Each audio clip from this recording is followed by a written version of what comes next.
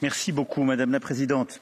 Je vais tâcher de revenir sur les principaux points qui ont été soulevés. Merci beaucoup au Président Weber pour son appel à l'action que je partage. D'abord, je voudrais commencer par vous remercier pour l'engagement collectif dans la lutte contre le cancer. Vous l'avez rappelé, il y a la volonté de poursuivre et de renforcer cette stratégie. Je sais combien le Parlement européen y est attaché et combien d'ailleurs plusieurs initiatives ont été prises. Nous aurons plusieurs sessions de travail très concrètes en la matière durant ce semestre, autour, de manière non exclusive, mais principalement de 3 axes, les sujets de prévention, les sujets de cancer pédiatrique et de conciliation cancer et emploi. Mais je voulais vous remercier puisque vous aviez évoqué ce sujet si important.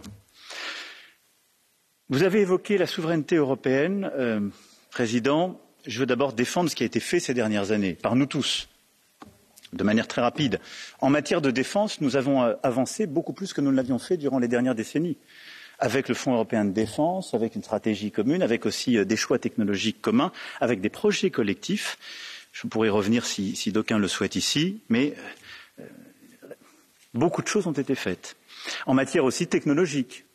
Grâce d'ailleurs à certains de vos votes, à l'agenda qui est en train de se parachever, aux propositions de la Commission européenne, nous sommes en train à nouveau de rebâtir un agenda de souveraineté technologique, là où l'Europe s'était souvent pensée comme uniquement un marché. Et ce changement de logiciel est très important.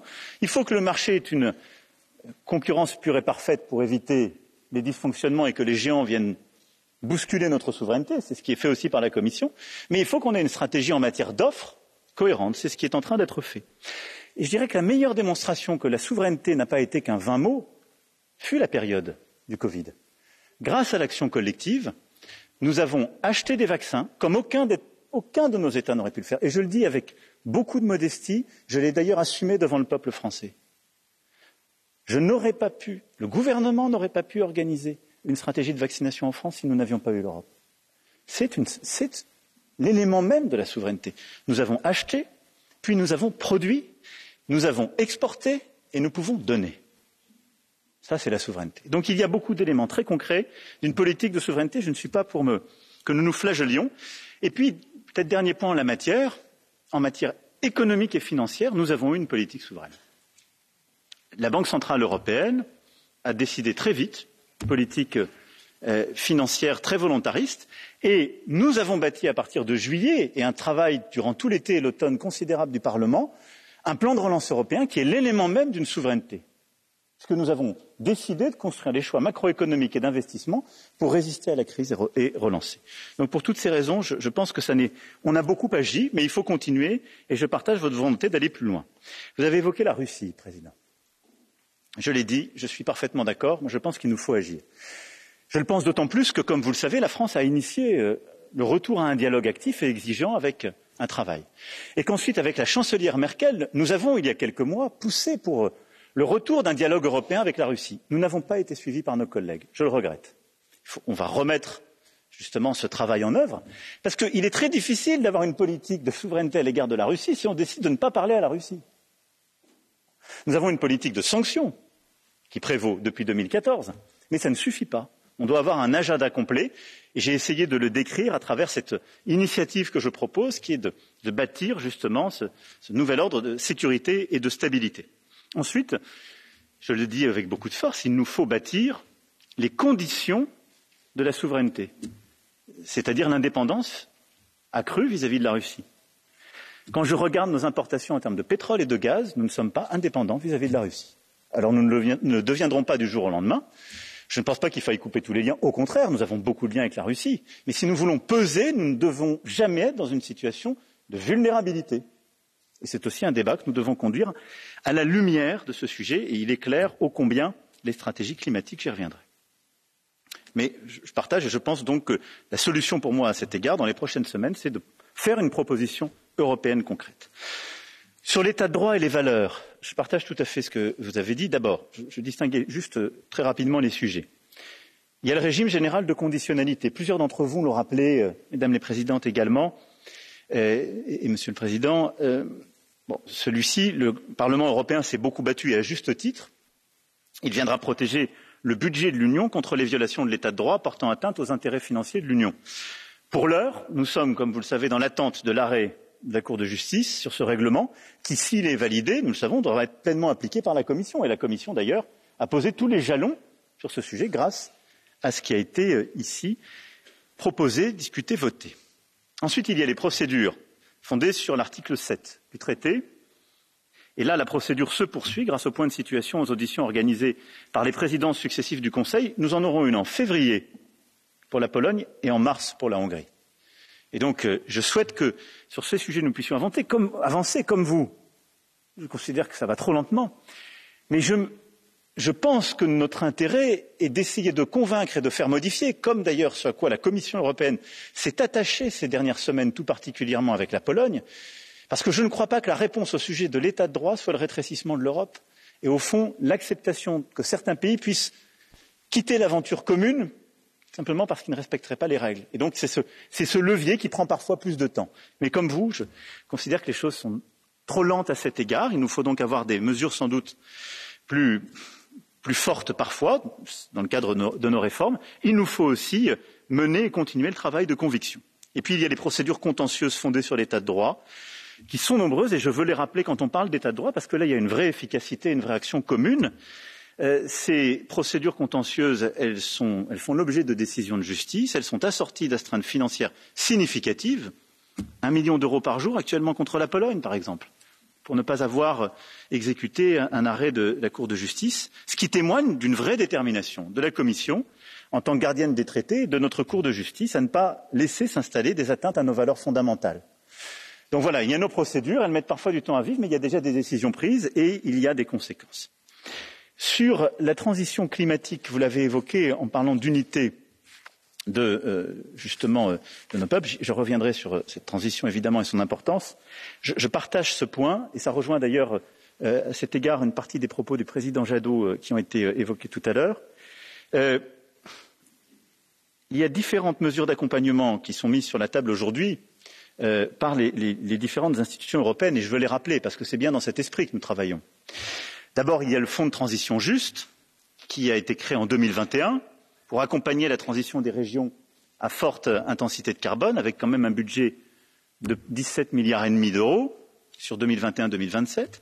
Et ensuite, dans le plan de relance européen, une composante, la principale, qui est la facilité pour la relance et la résilience, qui sera consacrée à 37% à la lutte contre le réchauffement climatique avec des vraies mesures d'accompagnement. Il y a ensuite ce que nous avons fait dans chacun de nos pays.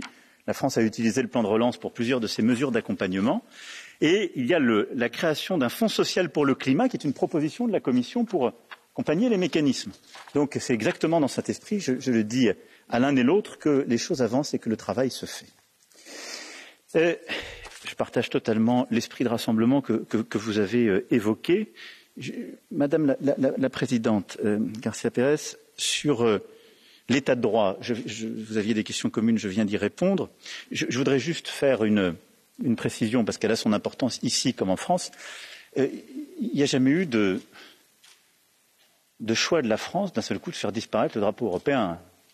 Vous avez été mal informé, je me dois de rappeler juste les faits et la réalité. Partout où nous avons des cérémonies ou des célébrations, le drapeau européen flotte à côté du drapeau français. Quand je m'exprime d'ailleurs devant nos compatriotes, c'est ce qui se passe. Et le drapeau français ne flotte jamais le 1er janvier de l'année à l'Arc de Triomphe. Jamais. Il n'y a pas de drapeau. Et donc, pour célébrer ce semestre européen, nous avons, à partir du 31 décembre, comme d'ailleurs dans beaucoup d'autres monuments, décidé de faire flotter le drapeau européen seul, à la place de rien. Et le premier au soir, il a été retiré. Voilà juste. Il y a eu beaucoup de polémiques, parce que d'aucuns n'assument pas cette adhésion, cette volonté, cet esprit européen. Un drapeau se serait substitué à l'autre, je le concède. Un drapeau européen flotte à la place de rien, j'en suis fier.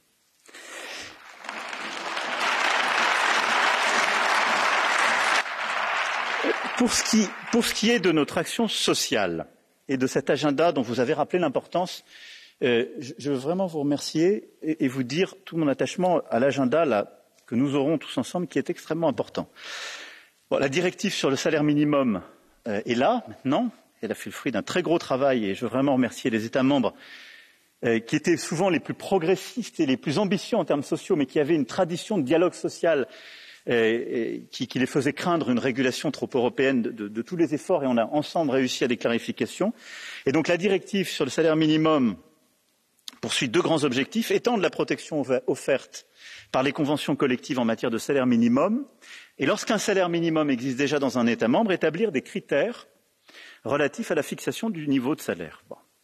Et donc, nous sommes là pleinement dans notre rôle, je crois pouvoir le dire, en tant qu'Union européenne, de respecter les compétences, les spécificités, les responsabilités de chacun dans nos États, mais de créer une convergence sociale par le haut dans le respect de chacun des modèles.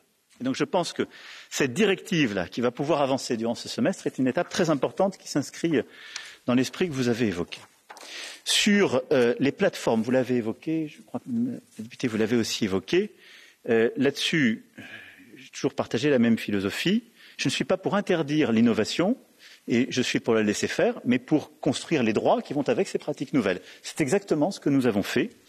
Nous l'avons d'ailleurs fait en France, où des textes sont passés qui ont permis de construire ces régulations, et nous savons le besoin de protection des travailleurs partout en Europe. Et protéger les travailleurs de ces plateformes, ça n'est pas la même chose que vilipender et interdire ces plateformes. Parce qu'interdire ces plateformes, c'est juste détruire les emplois qui vont avec, et qui, me semble, ont une utilité sociale. Permettre de créer ces emplois et les encadrer, pour leur donner des droits, je pense que c'est plus pertinent. Et donc une proposition a été faite par la Commission européenne, et maintenant nous devons y travailler ensemble. Moi, je suis très favorable à ce que nous puissions consolider les droits sociaux pour tous les travailleurs et une convergence sociale vers le haut. C'est d'ailleurs ce à quoi nous nous sommes appliqués au niveau national, comme je le disais. La proposition de décembre de la Commission va maintenant prospérer. Nous allons lancer les discussions sur cette proposition et nous avancerons sur ce sujet avec ambition pour que, justement, nous ayons ce niveau de protection. Vous avez rappelé, et plusieurs, justement, l'ont fait après vous, Madame la Présidente, l'importance aussi de l'agenda égalité femmes-hommes. Vous l'avez fait également dans votre propos. Je vais ici redire combien, justement, ce semestre sera jalonné par plusieurs textes importants. Sur le volet de l'égalité professionnelle, nous nous attacherons à faire progresser les discussions sur la directive relative à un meilleur équilibre femmes-hommes dans les conseils d'administration. Les conditions sont aujourd'hui levées, en particulier à travers une nouvelle coalition en Allemagne, pour que nous puissions avancer sur ce texte. Et donc je souhaite que nous puissions réaccélérer les choses. En matière d'égalité des rémunérations dans un contexte d'écart persistant entre les femmes et les hommes, la priorité de la présidence sera d'initier les trilogues sur la directive transparence salariale et contribuer ainsi au renforcement de l'application du principe de l'égalité des rémunérations pour un même travail ou un travail de même valeur. Et nous travaillerons aussi sur la proposition à venir de la Commission sur la prévention et la lutte contre les violences faites aux femmes et les violences domestiques. Et nous continuerons de promouvoir la ratification universelle de la Convention d'Istanbul, dont je rappelle l'importance, qui fait, je sais, encore l'objet de plusieurs réticences de la part de plusieurs États membres. Voilà quelques points de clarification que je voulais faire. Ceci me permettant de dire, ça a été évoqué plusieurs fois, que, évidemment, nous faisons tous des discours, donc ce sont des mots. Parce qu'on n'a jusqu'à présent rien trouvé de mieux pour faire des discours, enfin que je fais référence à chaque fois à des actes et à des textes qui sont en train d'arriver et qui sont le fruit du travail commun, et tout ce que je viens d'évoquer pourra avancer durant le semestre. Monsieur le Président Séjourné, merci beaucoup pour vos deux propositions sur l'Europe de la jeunesse. Nous avons fait une proposition de service civique européen. Je pense que, alors que nous sommes à quelques jours de l'anniversaire d'Erasmus, je crois que les choix qui ont été faits collectivement, que vous avez votés, d'augmenter significativement le budget, d'étendre aussi le programme Erasmus aux jeunes apprentis et plus largement, et d'accélérer et de renforcer le financement, va nous permettre de changer complètement de dimension sur ce programme essentiel. Quant au pacte Simone Veil, j'y suis extrêmement favorable. Ce pacte, d'ailleurs, a des conséquences très concrètes, je le dis pour ici être très clair avec chacune et chacun, et donc nous le soutiendrons et essaierons de le faire prospérer au sein du Conseil et de faciliter aussi la signature de à la fois tous les États membres et toutes les institutions concernées. Monsieur le Président Jadot, alors vous avez évoqué plus... Oui, vous parliez, pardon, au titre du Président. Le Président vous a délégué sa parole, donc pardon, je vous haussais à un rang, mais vous l'étiez de cœur. Vous vous êtes exprimé avec le cœur d'un président de groupe. Et donc, je salue cet engagement. Non, je voulais revenir sur quelques points. Sur la taxonomie, d'abord. C'est un sujet très important. Bon, le choix a été fait d'avoir une taxonomie sur les différentes sources d'énergie. Bon, d'abord, un point de méthode, puisque plusieurs d'entre vous y sont revenus. Moi, je suis surpris qu'on reproche à qui que ce soit, et d'ailleurs plusieurs l'ont fait, de signer des textes sur des sujets, qu'ils soient sociaux, qu'ils soient environnementaux, qu'ils soient énergétiques, avec des pays comme la Pologne et la Hongrie. Enfin, dans ces cas-là, faites arrêter l'Union européenne tout de suite ou excluez-les, c'est pas possible. Nous pouvons avoir un dialogue des désaccords et les assumer, mais enfin, il est tout à fait légitime, y compris dans le cadre de désaccords de principes que nous avons avec certains pays, de continuer à avancer sur le reste de l'agenda. C'est le fonctionnement même de notre Europe. Sinon, vous bloquez l'Europe à chaque instant, parce que demain, vous-même ou un de vos collègues dira quiconque est en désaccord avec vous sur le climat, qui est plus important que tout, ne mérite plus d'être à la table quand on parle d'égalité femmes-hommes ou quand on parle d'état de droit. Ça ne marche pas. Donc, non, mais c'est le fonctionnement même de notre Europe et de sa possibilité d'avancer et de progresser. Alors, ensuite, je vous le dis avec beaucoup de sincérité, la France n'est pas porteuse d'un agenda gazier. Notre histoire, notre mix électrique fait que nous n'en avons pas besoin. Mais je regarde aussi juste la réalité scientifique, puisque vous avez fait appel à elle. Nous n'avons pas aujourd'hui technologiquement la possibilité de substituer des formes de production d'électricité intermittentes à des formes de production non intermittentes. C'est une réalité. Sinon, nous mettons notre capacité de fourniture d'électricité de nos compatriotes en danger. Ce qui veut dire que l'électricité aujourd'hui non intermittente, elle est produite par le charbon, par le gaz, par le nucléaire. Et ensuite, vous avez les énergies renouvelables qu'il faut continuer de développer, et nous devons faire beaucoup plus, qui, le jour où nous aurons des technologies de stockage, pourra s'y substituer, pas aujourd'hui. Tous les scientifiques internationaux ont classé ces sources d'énergie, de production d'électricité non intermittente. Le GIEC même l'a fait. Je vous renvoie à ces travaux, dont le caractère scientifique et indépendant ne peut être ici contesté. La source la plus polluante est le charbon. Beaucoup de nos pays l'ont encore. La deuxième est le gaz. Et donc, pour les pays qui veulent se sortir du charbon, à ce moment-là, utiliser le gaz est pertinent. Ce n'est pas le cas de la France, mais c'est une réalité. Et nous devons accompagner certains pays européens qui doivent sortir du charbon et qui passeront par le gaz. Et d'autres ont le nucléaire comme la France, et certains autres, pour porter leur stratégie, ont besoin du nucléaire. Et donc, à cet égard, reconnaître le nucléaire comme une source d'énergie bas carbone est simplement une réalité scientifique. C'est pourquoi je considère que le texte de la Commission est un bon texte, parce qu'il est basé sur les éléments scientifiques. J'ajoute à cela que non content de permettre seule à l'Europe de réaliser sa stratégie de transition, parce que sans ce texte, nous ne pourrions pas le faire, eh bien, il est cohérent d'un point de vue de souveraineté. Parce qu'il se trouve que l'énergie basée sur le nucléaire, nous la produisons sur notre sol. Et que le gaz, nous ne le produisons quasiment plus sur notre sol, nous l'importons. C'est aussi une réalité. Et dans un contexte où nous allons continuer d'électrifier nos mobilités, où nous aurons à produire de l'hydrogène, nous aurons, et tout le montre, même en faisant des efforts de réduction de nos consommations traditionnelles, un besoin accru d'électricité, ce qui suppose d'avoir les formes non intermittentes les plus décarbonées possibles pour le produire. Voilà pourquoi je considère que défendre cette taxonomie et le nucléaire est un choix cohérent avec la lutte contre le réchauffement et les dérèglements climatiques.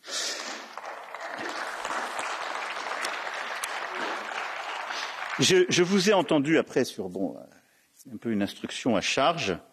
Je ne reviendrai pas sur tout. Moi, il faut être très précis sur les sujets. La mobilisation générale, on est tous d'accord. Mais la mobilisation générale, c'est un slogan. Il faut ensuite rentrer dans le détail.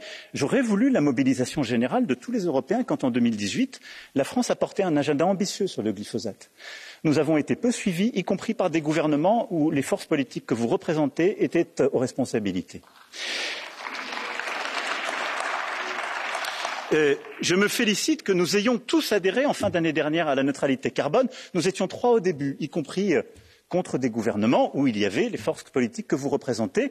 Nous étions, je crois, 8 ou 10 à Sibiu, je m'en rappelle encore, et nous avons fini par convaincre tout le monde. La France a été aux avant-postes de cette stratégie. Vous ne pouvez pas le nier parce que vous mentiriez. Et donc, qu'il s'agisse de porter le Green Deal, qu'il s'agisse de porter la neutralité carbone 2050, qu'il s'agisse de porter le combat sur le glyphosate, nous étions là, parfois seuls, parfois quelques-uns, et on nous reprochait d'être même trop isolés. Mais nous avons à chaque fois pu progresser dans un esprit qui n'est pas celui, je le dis pour vous et pour Madame la députée Aubry, qui n'est pas le sujet de compromission. mais l'esprit même de ce que vous faites ici, c'est-à-dire de trouver des compromis pour avoir des solutions utiles en européen, parce que nous ne sommes pas seuls, quand bien même nous sommes très ambitieux. Je veux ici aussi dire combien nous avons été les premiers, contrairement à ce que vous avez dit, à nous élever contre les accords commerciaux. Je veux vous rassurer, la France est le pays qui s'est le plus opposé à la signature de nouveaux accords, et en particulier qui a dénoncé le Mercosur, compte tenu justement du non-respect des accords de Paris par le Brésil. Et nous continuerons de porter cela en faisant deux choses. La première, c'est de considérer que l'Europe n'a pas à signer de textes avec des puissances qui ne respectent pas les accords de Paris, et nous avons été clairs à chaque fois. La deuxième, c'est en demandant des clauses miroirs à chaque fois. De la même manière, en nous battant pour la taxe carbone aux frontières, c'est un agenda de concret, c'est un agenda pratique. Et au fond, je partage l'ambition que vous avez défendue, mais je pense que nous avons tous à nous retrouver dans aujourd'hui des constructions très concrètes, des propositions qui soient réalistes, à mettre en œuvre. C'est ce que nous avons tâché de faire en France. Je ne vais pas ici vous répondre sur ce sujet, car ça n'en est pas le lieu. Mais de la rénovation des bâtiments thermiques au renouvellement des véhicules, aux centrales, à la fermeture des centrales thermiques, nous avons fait avancer les choses. Et je souhaite, comme vous, qu'on puisse se faire plus vite. Simplement, c'est un changement en acte et au concret que nous avons à faire. C'est la même chose au niveau européen et nous continuerons d'avancer. Sur les accords d'investissement avec la Chine, je vais vous répondre juste sur deux points parce que c'est un sujet important. Je dirais trois choses. D'abord, nous avons signé avec la chancelière Merkel et les institutions en décembre 2020 avec des conditions très claires. En considérant que là aussi, d'abord, l'objectif était de protéger l'ensemble de nos secteurs industriels, les éléments de propriété intellectuelle plutôt que de rester dans une forme d'anomie. Ensuite, nous avons posé des conditions claires, en particulier les directives de l'Organisation internationale du travail, lesquelles permettent justement à ce moment-là la fin des pratiques que vous évoquiez, de travail forcé, du massacre des Ouïghours, et un contrôle international. Et là-dessus, je dirais, la balle est dans le camp de la Chine. Et ces discussions maintenant sont en suspens, parce que nous attendons le retour de la Chine, de la même manière que nous mettrons comme condition aussi à la reprise du dialogue les levées des sanctions, en particulier des sanctions à l'égard de plusieurs parlementaires ici présents, qui ont pu s'exprimer et qui ont fait l'objet de sanctions de la Chine que nous ne saurions accepter pour réengager évidemment un tel dialogue. Vous avez ensuite évoqué le sujet, et merci de l'avoir fait dans des termes qui rappellent l'humanité qu'il y a derrière chacun de ces sujets quand on parle de migration. Ce sont des femmes et des hommes qui fuient la misère. Je veux ici simplement vous dire que d'abord je partage l'émotion que vous avez traduite et exprimée, et la gravité de la situation que nous vivons. Je veux aussi vous dire qu'à Calais, la France, depuis, et ce d'ailleurs avant même le début du mandat que les Françaises et les Français m'ont confié, a eu une politique de responsabilité et d'humanité. Parce que nous avons là des femmes et des hommes qui veulent rejoindre les rives britanniques. Ils ne veulent pas demander l'asile en France ou la protection. Nous avons construit des centres durables d'accueil, d'hébergement, dans lesquels on instruit les demandes justement d'asile et on accueille, on nourrit et on permet justement d'accéder aux demandes de celles et ceux qui sont prêts à le faire. Nous sommes confrontés à une situation où chaque semaine, plusieurs centaines de femmes et d'hommes qui ont traversé l'Europe et l'Asie mineure, parfois la Méditerranée et une partie de l'Afrique, ne veulent pas aller dans ces centres d'hébergement qui ont été créés. Alors, nous ne pouvons pas faire comme si cette situation pouvait rester durable, parce qu'il y a aussi les femmes et les hommes qui vivent sur le sol français, qui vivent à Calais, qui sont confrontés à des situations parfois terribles d'insécurité, d'insalubrité. Et donc nos forces de l'ordre font tout ce qu'elles peuvent dans un cadre qu'on a essayé à chaque fois d'améliorer, avec d'ailleurs à chaque fois le contrôle du juge, des sanctions qui ont pu être prises contre la France, mais je veux le dire aussi, un engagement sincère de toutes les forces, qu'il s'agisse des forces de sécurité intérieure, des forces sanitaires et de l'ensemble des associations. Nous ne pourrons pas régler ce sujet, au fond, si la manière de traiter le sujet migratoire du côté britannique ne change pas. Parce qu'aujourd'hui, nos voisins et amis britanniques, premièrement, restent dans une approche de la question migratoire qui est celle du début des années 80, qui consiste à avoir, au fond, une migration illégale économique acceptée. Et donc on peut tout à fait travailler sereinement sans aucun papier parce que c'était un modèle de développement économique. Il n'est plus compatible avec la réalité des flux migratoires que nous vivons. Et la deuxième chose, c'est qu'ils n'ont pas suffisamment organisé les voies et moyens légaux, stables, sécurisés de demander l'asile en Grande-Bretagne.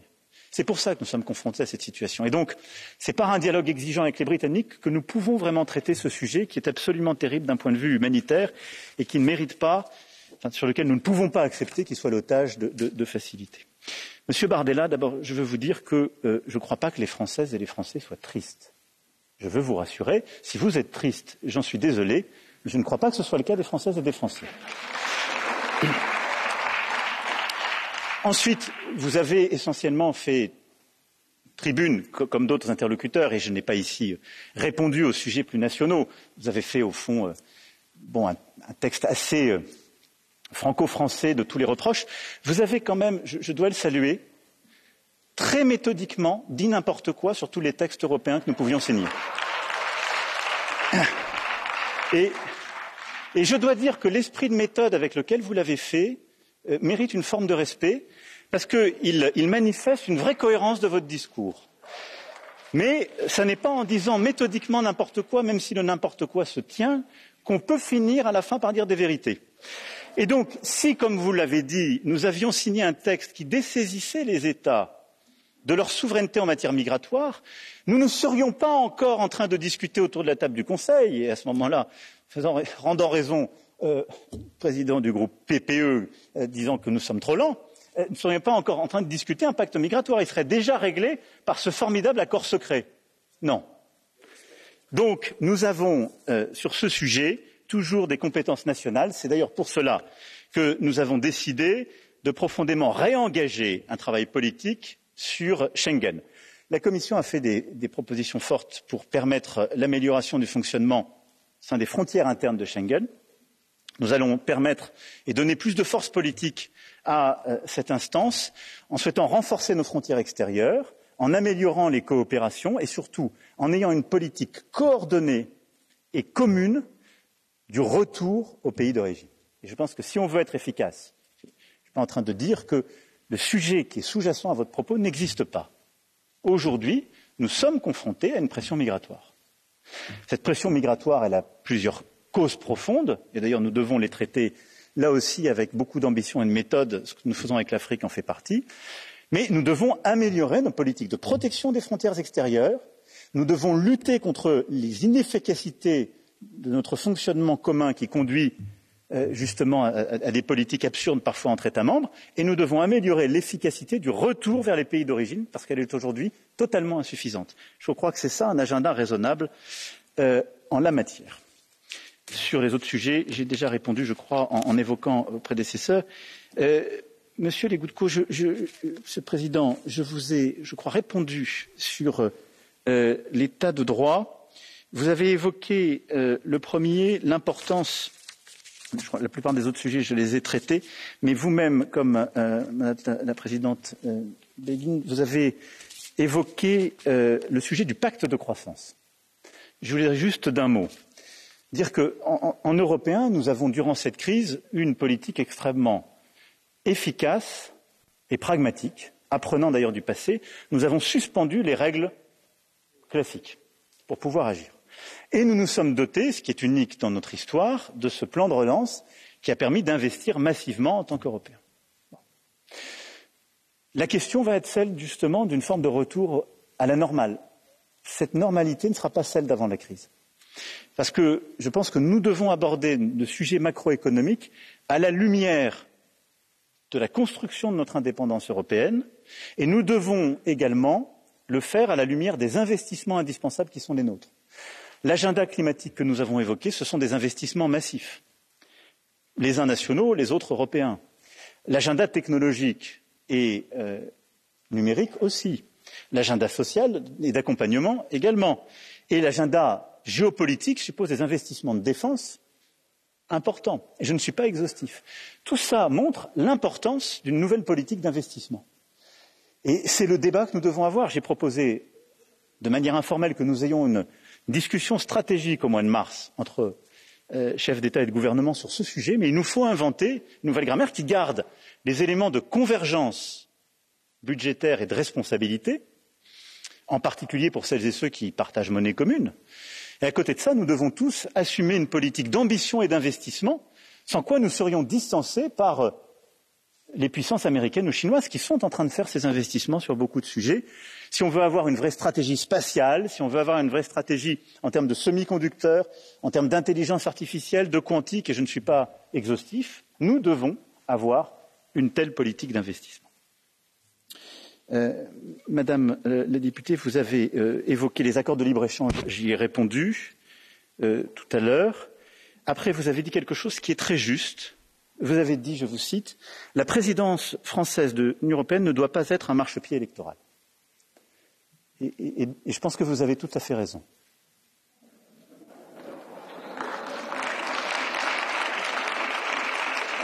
Donc, à plusieurs ici, vous avez eu raison de ne pas le faire.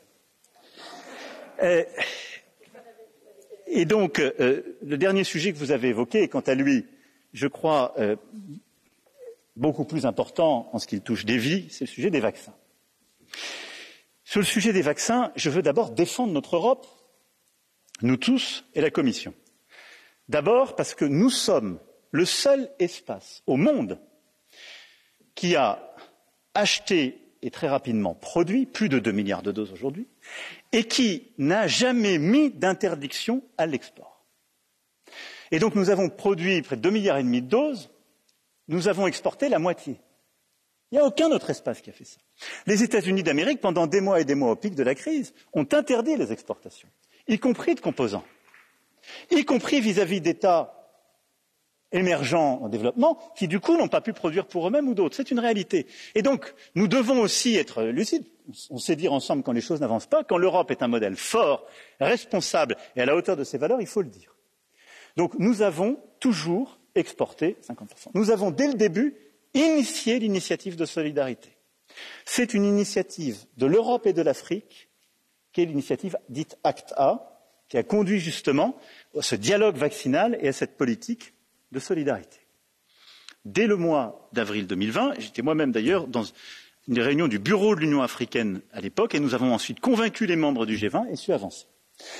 Sur ce sujet, la priorité, à court terme, a été le don de doses. Là-dessus, nous tiendrons nos engagements. Je les évoquais tout à l'heure en juin. Nous avons déjà livré 120 millions de doses à date, là où la Chine, par exemple, en a livré 16 millions. Il faut aussi rappeler ces vérités, parce qu'il y a une concurrence géopolitique, il ne faut pas se laisser, en quelque sorte, mettre en situation de minorité. Et nous avons cet objectif de 700 au mois de juin. Le deuxième élément, c'est qu'on a ensuite dit, nous devons avoir un agenda, et on l'a eu tout de suite, d'aide à la production des vaccins sur le continent africain. Mais je le dis aussi ici avec beaucoup de lucidité, la vaccination d'aujourd'hui ne se fait pas avec la production qu'on commence. Il faut être très honnête avec nous-mêmes. Commencer à produire des capacités sur le sol africain, c'est créer des capacités dans 18-24 mois. Ce n'est pas permettre des politiques de vaccination aujourd'hui. Donc, la priorité des priorités pour un vaccin que nous avons depuis 1 an, ça a été de donner les doses, de les livrer et surtout qu'elles arrivent à bon port et qu'on organise les campagnes. On doit continuer de faire mieux, et là, je veux apporter 2 compléments. 1, nous devons continuer d'améliorer le travail avec l'UNICEF, parce que sur le terrain, on a vu certaines politiques qui ont échoué du fait de la désorganisation, et donc c'est vraiment un sujet très concret et matériel, il ne faut pas le lâcher. La deuxième chose, c'est que nous ne devons pas pour autant oublier notre soutien au système de santé primaire. Quand des pays africains n'ont plus le financement pour avoir un système de santé primaire, il est très dur d'organiser des campagnes de vaccination. Et parfois, nous-mêmes, par nos choix des décennies passées, de baisse de l'aide publique au développement, de l'investissement solidaire bilatéral en matière de santé, on avait laissé des systèmes de santé se désagréger. Et donc, il ne faut pas que la politique de vaccination fasse oublier ce levier essentiel. Deuxième point, oui, il faut développer à marche forcée des capacités. Pourquoi ? Je dis ici, il y a un chiffre simple. L'Afrique, c'est 20% des besoins de vaccins dans le monde, c'est 2% des vaccins produits. Et donc, à chaque fois qu'il y aura une crise pandémique, soit une nouvelle vague, soit d'autres crises qui viendront, il y aura à chaque fois une pression parce que les égoïsmes nationaux ou régionaux reviendront. Et donc, nous devons avoir un agenda, en effet, de production de vaccins sur le continent africain et dans tous les pays les plus pauvres et les pays émergents. C'est ce que nous avons là aussi lancé en européen, les premiers. J'étais moi-même au printemps dernier au Rwanda, en Afrique du Sud, sur ce sujet, on a lancé les premières plateformes. Et là, il y a un débat qui est né sur la propriété intellectuelle et justement le brevet libre. Sur ce sujet, je vais vous dire les choses avec, là aussi, beaucoup de transparence. La France, elle a été pour, elle s'exprimait pour sur le sujet, mais c'est facile pour la France d'être pour parce que nous n'avons aujourd'hui pas de brevet, parce qu'il se trouve que les industriels français n'ont pas trouvé de vaccin. Pardon d'être aussi direct avec vous, mais donc, je ne vais pas être cynique en tant que président de la nation française. Je pourrais vous faire plaisir aujourd'hui, me draper dans ma dignité et mettre en porte-à-faux certains de nos voisins qui nous ont quand même aidés à nous vacciner et qui ont des industriels qui ont une propriété intellectuelle. Bon. Est-ce qu'il faut déchirer la propriété intellectuelle? Non. Pourquoi? Parce que c'est la juste rémunération d'une innovation. Parce que derrière, ce sont des femmes et des hommes qui cherchent. Il est normal que quand ils trouvent, justement, elles soient rémunérées. Ce que nous devons faire, c'est faire en sorte que jamais la propriété intellectuelle, et donc les brevets, ne soit un frein à la création de ces capacités. Jamais. Aujourd'hui, je vous le dis en toute sincérité, cela ne l'est pas. Et donc c'est un débat politique, idéologique, qui a tout à fait sa dignité. Je vais vous dire ce que j'en pense et quelles propositions on va faire en européen. Mais ça n'est pas un débat efficace. Parce que la réalité, c'est qu'il faut d'abord faire le transfert de technologie et créer ces capacités.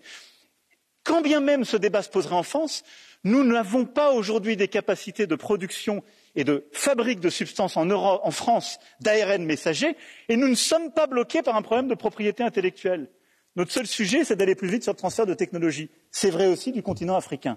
Donc, soyons justes, là aussi, ces débats sont importants et méritent, parce que ce sont des débats politiques au sens noble du terme, mais il ne faut pas que nous nous égarions en termes très pratiques, parce que nous devons avancer pour aider l'Afrique. Et donc la priorité, c'est de financer des structures qui produisent des vaccins, c'est de créer des partenariats et c'est de permettre ce transfert de technologie.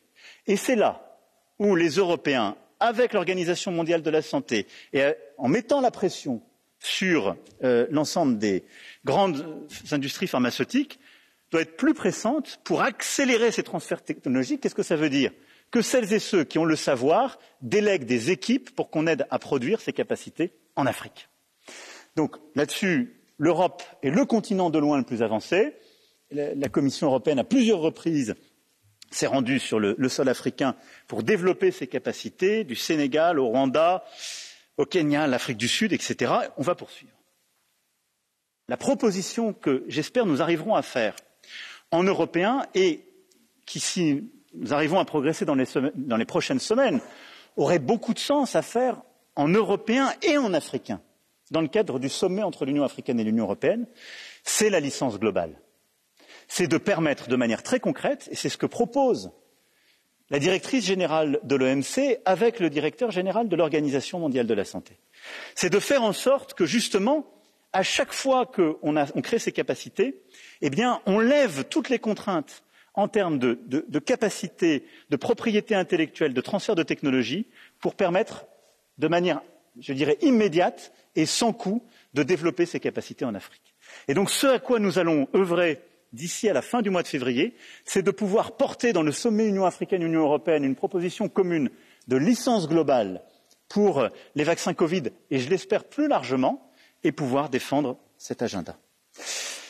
Je crois, Madame la Présidente, que j'ai répondu, ce faisant, aux questions que vous aviez posées, puisque vous m'aviez réinterrogé sur le modèle de croissance, sur nos valeurs, et je crois avoir été à peu près exhaustif dans les interpellations, au-delà des sujets plus politiques et nationaux.